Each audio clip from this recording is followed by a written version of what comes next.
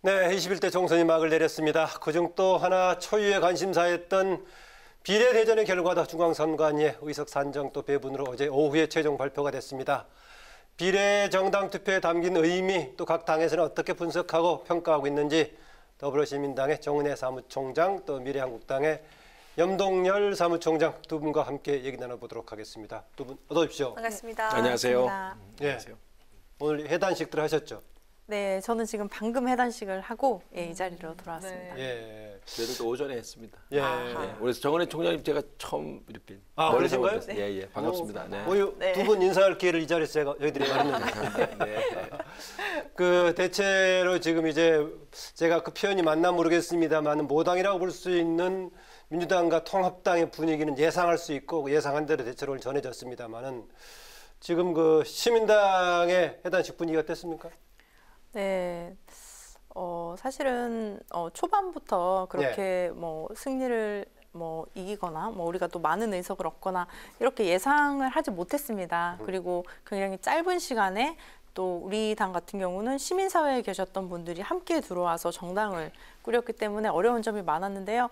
오히려 그 위기가 더 기회가 되지 않았나. 그래서 하나가 되어서 정말 똘똘 뭉쳐서 했던 선거라서 눈물을 보이는 분들도 계시고 굉장히 많이 수고한 분들이 또 함께 해주셨습니다. 그럼 기쁨의 눈물이었나요? 기쁘다기보다는 그냥 고생했다. 서로 많이 이렇게 좀 위로하는 분위기였습니다. 네, 염동열 총장께서는 중간에 공천 초반에 약간 그 왔다 갔다 하는 어려움도 있고 했었는데 네네. 오늘 정리하면서 분위기 어땠습니까? 그 좀 잡잡하기도 하고요. 네. 먼저 이제 국민들께 감사드립니다. 그리고 저희들에게 든 회초리도 겸허히 받겠습니다. 아마 우리 오늘 이제 말씀드리는 것은 이제 미래한국당에 대해서만 말씀드린 거죠. 예. 뭐 관련되면 얘기하셔도 상관없고요. 특히 저희들 당의 33.84%, 아마 더불어민주당에는 33.35%, 우리가 0.45 정도 이렇게 더 받아서 더불어시민당에 19석을 받았고 시민당이 17석을 받았습니다. 이제 과분한 또 국민에게 감사한 이제 의석수이기도 하고 프로세스입니다만은 그래도 뭔데 아쉬움은 있습니다. 저희들이 이제 새로운 정치를 하겠다.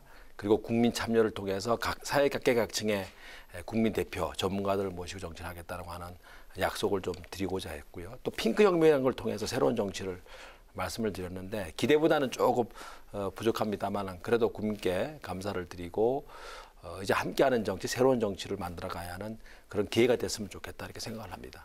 예, 19석 정도면은 뭐 20몇 석 한때 얘기하기도 했습니다만은 또 전략적으로 부풀린 면도 있기 때문에요.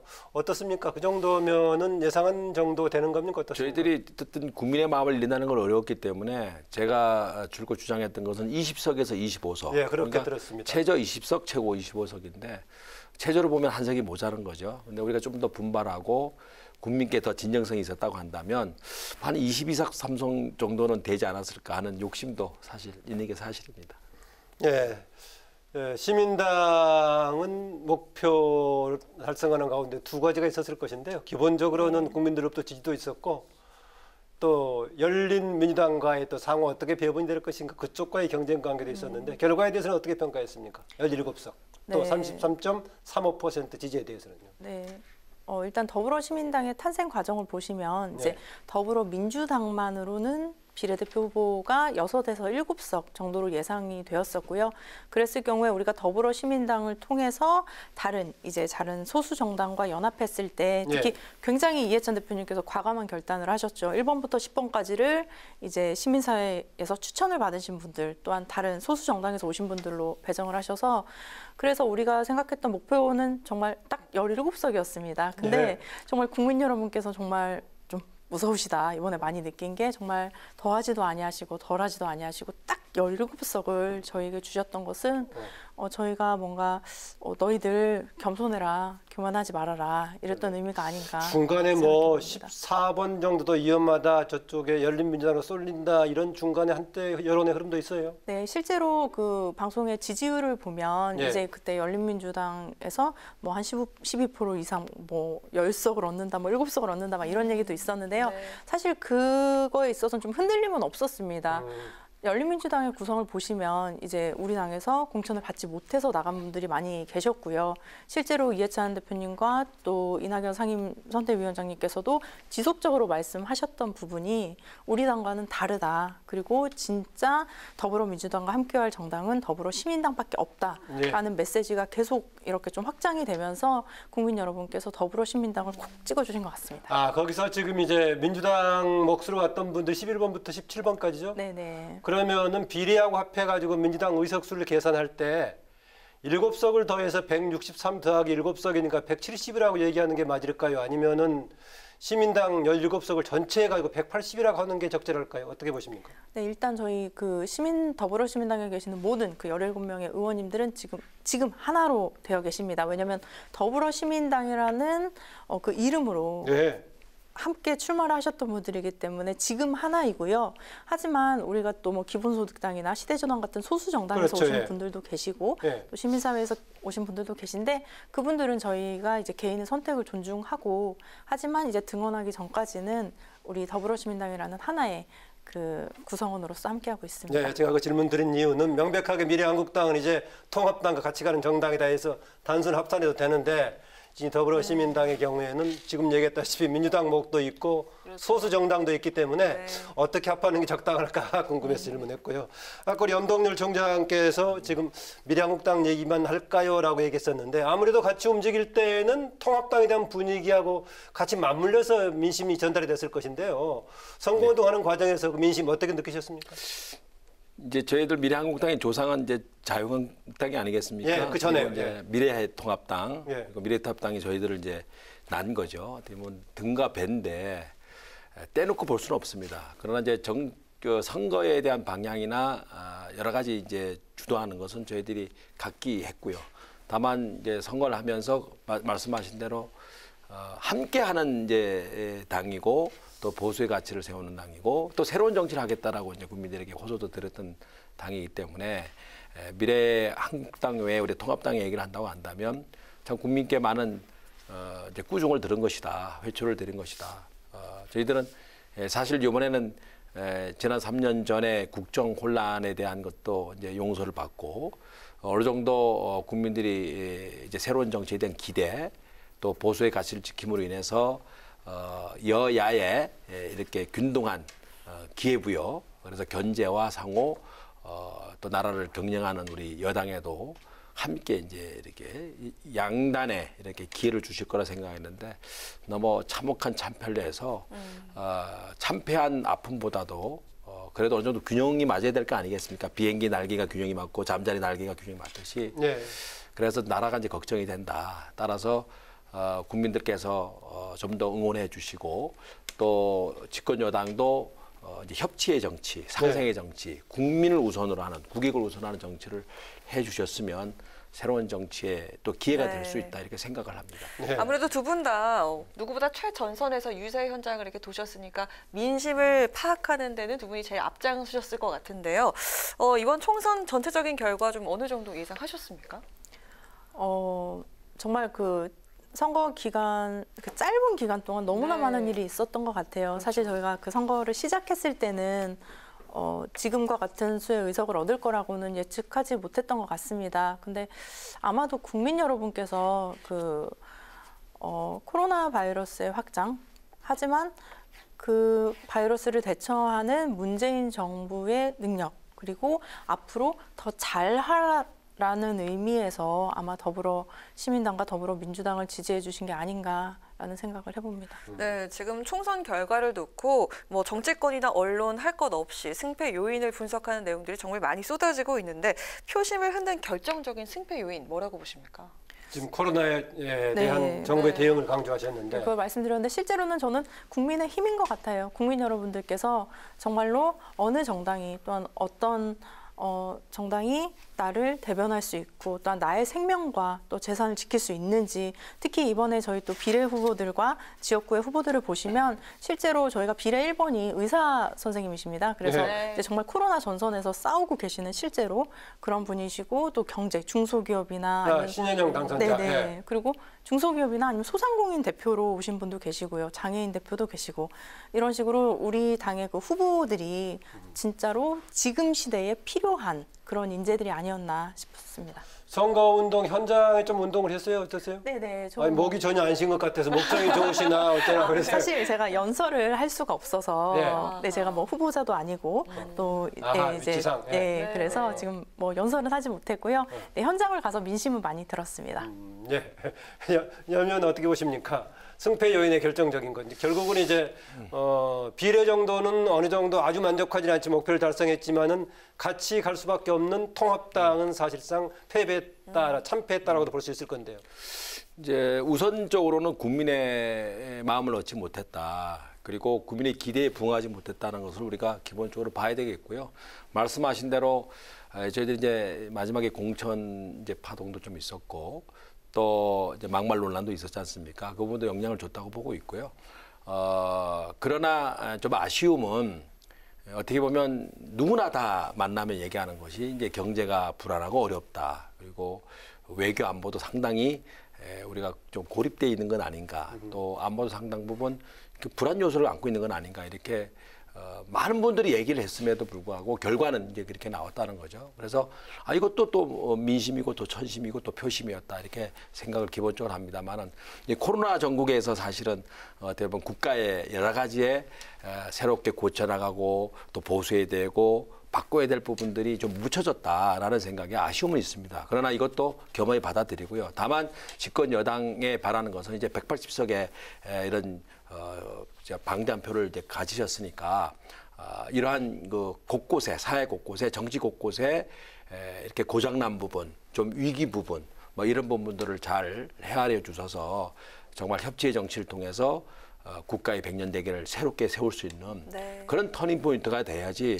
하나의 당이 이제 혹시 그러진 않으라고 봅니다. 네. 이제 이렇게 겸손하게 하시는데 독단 독선이 되면 더 큰 우리 국민적 위기 또 불행이 되지 않겠느냐 이런 생각에 간곡히 우리 여당 의원님들에게 또 지도부들에게 이렇게 바라겠습니다. 대한민국의 융성을 위해서, 대한민국의 건강한 사회를 위해서 여러 가지 좀 해진 것은 좀 고쳐매고 구부러진 것은 좀 펴고 이럴 수 있는 기회가 됐으면 좋겠다는 마음을 전달해 드리고자 합니다. 네.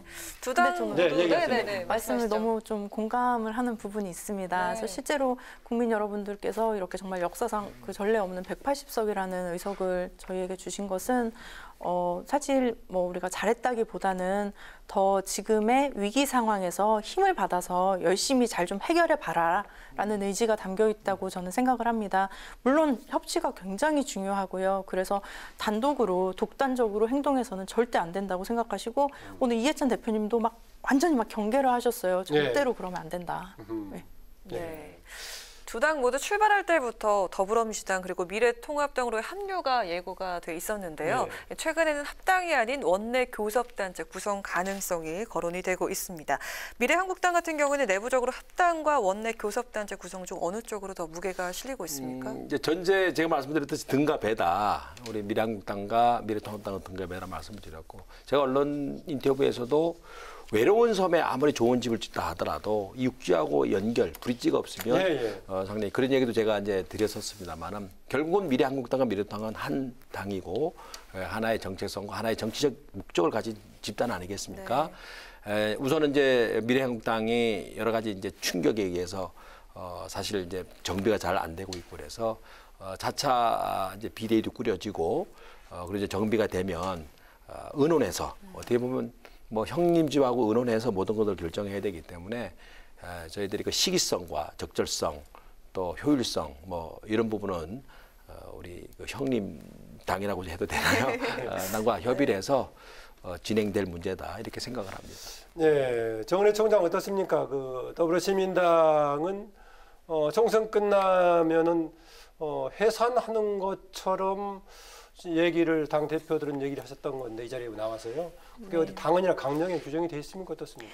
네, 일단 당규에는 당규에요? 우리가 이제 또 해산을 처음부터 모이기를 우리가 뭐 정당을 계속 이어가기보다는 정말 문재인 정부와 민주당과 함께할 정당이다라고 해서 뭐 형제 정당이다, 모자 정당이다 하시지만 저희는 새는 두 날개로 난다라는 대표님의 말씀처럼 그냥 동등한 위치에서 시작했던 정당이고요. 그리고 비례대표를 위한 또 정당이었고 또 다양한 소리를 듣는 정당이었기 때문에 아마도 뭐 당장 뭐 해산을 한다든지 합당을 한다든지 이런 거를 좀 신속하게 결정하기보다는 이제 당선되신 이제 또 당선인 분들도 계시고 충분한 합의를 통해서 시민당 내에서 또 결정을 할 거라고 생각합니다. 이제 선거 며칠 전에 우의정 공동대표하고 또 제가 국회 방송 인터뷰를 했었는데 원래 그렇게 하기로 했었지만은 국회 전략 차원에서 고민해 볼 부분이 있다. 특히 공수처 관련해서 고민해 볼 부분이 있다. 교섭단체 독자적인 역할도 필요하지 않겠느냐 그랬는데 그러면 또 이제 그 자체가 전략상 필요할 수도 있겠지만은 국민 여론 차원에서 논란의 대상이 되지 않을까요? 어떨까요? 그러니까 사실 저희가 지금 제일 두려워하는 것은 바로 국민의 눈입니다. 그래서 국민들이 정말 너무나 잘 알고 계시고 지금 정말 불꽃 같은 눈으로 지켜보고 계신데요. 그렇기 때문에 우리가 국민의 뜻을 거스리는 행동은 하지 않을 것입니다. 그러나 거대 뭐 여당으로서 이렇게 오만하거나 교만해 보이는 행동을 하지 않기 위해서는 어떤 것이 뭐 공수처는 얘기를 하셨지만 정말로 뭐 추천인이라든지 이런 부분 또한 교섭단체를 구성하는 부분에 있어서 정말 국민을 위한 앞으로는 과거를 청산한다기보다는 더 미래로 나아가는 그런 정당이 돼야 될 텐데요. 함께 또 야당과 협의하기 위해서는 정말 어느 것이 좋은 방법인가를 지금 또 많이 또 고민하고 있습니다. 국회 내부의 전략과 관련된 여러 가지 구상들은 어떻게 보시나요, 지금요? 이제 국민이 판단하는 기준에 좀 맞춰야 된다고 생각하고 있고요. 사실은 이제 연동제가 저는 개인적으로 정치를 하면서 좀 부드러운 마음을 쓰고 이제 칭찬하기 운동을 했고 조화의 정치를 사실은 좀 펼쳤다고 생각합니다. 방송에 나와서 얘기하시는 거 보더라도 누구나 다 느낄 수 있을 겁니다. 그래서 제가 이런 얘기 한다고 오해는 하지 마시고요. 다만 어쨌든 4+1이라고 하는 연동제에 집착한 다당제에 집착한 어떻게 보면 법을 조금 넘나드는 그런 선에서 이게 탄생한 이제 선거법이 아니겠습니까? 저는 그때 가장 피해자가 정의당이 될 것이다 이렇게 예측을 사실 했었습니다. 근데 결과적으로 다당제가 되지 못하고 거대 양당 구조로 됐다 하는 차원에서 4+1에 대한 그 선거법에 대해서는 잘못된 선택이었다 이렇게 좀 말씀드리고 싶고요. 제가 이제 우리 당만 잘했다는 것이 아니고 불갑을 저희들이 힘이 모자르다 보니까 탄생한 당이 이제 미래한국당인데 그러면서 거기에 이제 또 대응해서 또 흔히 꼼수라고 그러지만 꼼수라고 생각지는 않겠습니다. 그냥 전략적으로 교섭단체 전략 때문에 지금 오가는 거 어떻게 그래서 보시냐고 민주당과 이제 시민당이 만들어졌는데 두 당이 합쳐서 전략을 한다라는 거지 않습니까? 그래서 어떻게 보면 정치는 영원한 적도 없고 영원한 편도 없다라는 생각도 나기도 하고요.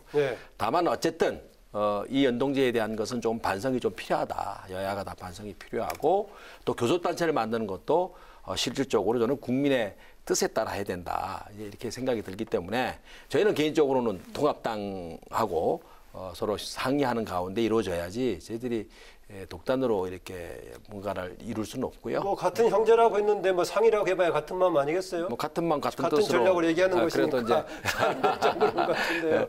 큰 집에 우리가 뭐 제사 지내러 가듯이 큰 집에 입장도 많이 들어야 된다고 생각을 합니다. 저도 공감하는 부분은 이번 그 선거법이 우리가 또 시험적으로 또 했지만 실제로 위성 정당의 탄생을 막지 못했고 우리가 추구했던 국회의 뭐 다양성이나 그 대표를 할 수 있는 그 부분에 있어서 부족했던 것은 사실인 것 같습니다.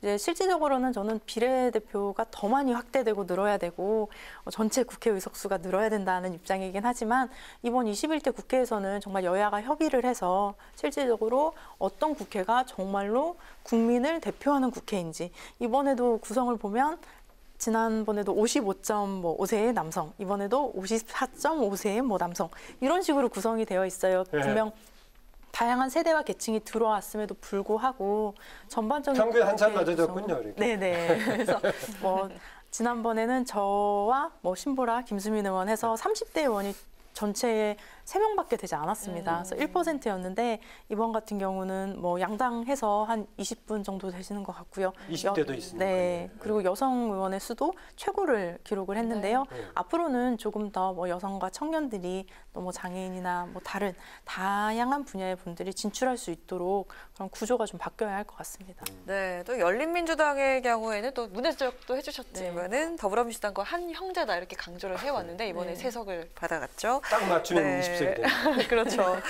더불어시민당과 열린민주당이 합당해서 이 원내 교섭단체를 구성할 가능성 얼마나 있다고 보십니까? 그렇게 기술적으로 뭐 숫자를 맞춰서 뭐 20을 맞춘다 이런 게 아니라 말씀드렸다시피 더불어시민당 같은 경우는 이제 소수 정당에서 오신 분들도 계시고 또 다양한 시민 사회를 대표하는 분들이 오셨기 때문에 이분들의 의사를 충분히 물어야 하고 그리고 일단 지금까지의 기조로는 이제 열린민주당과의 그 합당은 없다라는 게 기조입니다. 예, 염동열 의원님, 아까 그 뭐 새도 좌우로 날고 잠자리도 날개가 균형이 있어야 난다고 했었는데 한쪽이 좀 작아도 균형을 맞출 수는 있습니다. 한쪽이 열심히 퍼덕이면은 이제 같이 갈 수는 있는데 그렇게 봤을 때 지금 이제 21대 국회 뭐 당위적으로는 당연히 서로 이제 균형을 맞춰서 가야겠지만은 그렇게 균형을 맞춰서 가기 위해서 필요한 과제는 뭐라고 보십니까? 지금 말씀하신 대로 이제 우리가 푸덕이면은 맞출 수는 있겠습니다만 예, 한쪽이 좀 부족한 쪽은 열심히 만들면 되겠죠. 예. 건강한 날개가 리더에 나가야 되고 예. 또 균형을 맞추려고 하는 노력이 좀 필요하다 이렇게 보고 있고요. 예, 지금 말씀드리고 싶은 것은 이제 둘 다 반성을 해야 된다고 생각합니다. 여당은 이제 힘으로 집권당으로 해서 밀어붙이지는 않았는가, 또 독선하지는 하지 않았는가, 또 협치를 소홀히 하지는 않았는가. 또 국민의힘이라는 것으로 우리 야당은 또 발목을 잡지 않았는가, 예. 또 과한 투쟁을 하지 않았는가, 딴지를 걸지는 않았는가. 서로의 각자로 돌아가서 저는 국민을 위해서 국가를 위해서 과연 우리는 어떤 정치를 했고 우리 정당은 어떻게 존재했는가를 깊이 반성하면서 우선 나부터 반성해내고 그리고 저는 협치의 정치를 펼쳐갔으면 좋겠다.